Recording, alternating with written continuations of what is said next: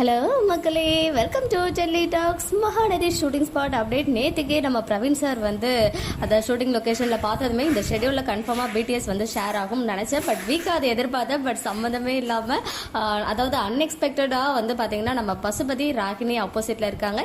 இந்த சைட் வெண்ணிலா அவங்களுடைய வெண்ணிலாவுடைய கையை பசுபதி ஒரு மாதிரி டெரர் ஃபேஸோட பார்க்குறாங்க. ஈவன் ராகினியோட ஃபேஸ் ரியாக்ஷனுமே சரி கிடையாது.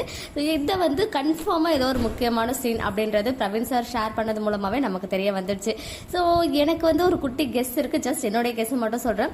ஒருவேளை இன் ஃபியூச்சர்ல வெண்ணிலாவை பசுபதியும் அண்ட் ராகினி இவங்க ஏதாவது பண்ணிட்டு அந்த பழைய எடுத்து விஜய் மேலேயோ இல்ல காவேரி மேலேயோ போடுறதுக்கு வாய்ப்புகள் அதிகமா இருக்குன்னு எனக்கு தோணுது. பிகாஸ் வெண்ணிலாவுடைய சாப்டரை இப்படி க்ளோஸ் பண்றதுக்கு தான் அதிக சான்சஸ் இருக்கு. ஏன்னா பீப்புள்லாம் வந்து பாத்தீங்கன்னா இந்த மாதிரி சீன்ஸ், இந்த மாதிரி மர்டர் கேஸ் அப்படிலாம் இருந்துச்சுன்னா இன்னுமே இன்ட்ரெஸ்டா பார்ப்பாங்க, டிஆர்பியும் இன்க்ரீஸ் ஆகும். பட் எனக்கு வந்து என்னுடைய ஜஸ்ட் ஒரு ஒப்பீனியன், என்னுடைய கெஸ் ப்ரெடிக்ஷன் மட்டும் தான். மேபி வெண்ணிலாவை இவங்க ரெண்டு பேரும் சேர்ந்து ஏதாவது பண்ணிட்டு அந்த பழியை எடுத்து அவங்க மேல போடலாம் அப்படின்ற ஒரு இதில் வெண்ணிலாவை இவங்களே ஏதாவது பண்ணிடுவாங்களோ அப்படின்னு இருக்கு. பாப்போமே. இந்த சீன் வந்து அது ஒரு முக்கியமான பார்ட்டா இருக்கும்னு தோணுது. ஏன்னா நேற்றுமே பிரவீன் சாருமே இந்த காஸ்டியூம்ல, அதாவது வெண்ணிலா இருக்காங்க இல்லையா காஸ்டியூம், இதே சேம் காஸ்டியூம்ல தான் வந்துட்டு பாத்தீங்கன்னா ஏதோ ஒரு முக்கியமான சீனை டிஸ்கஸ் பண்ணிட்டு இருந்தாங்க.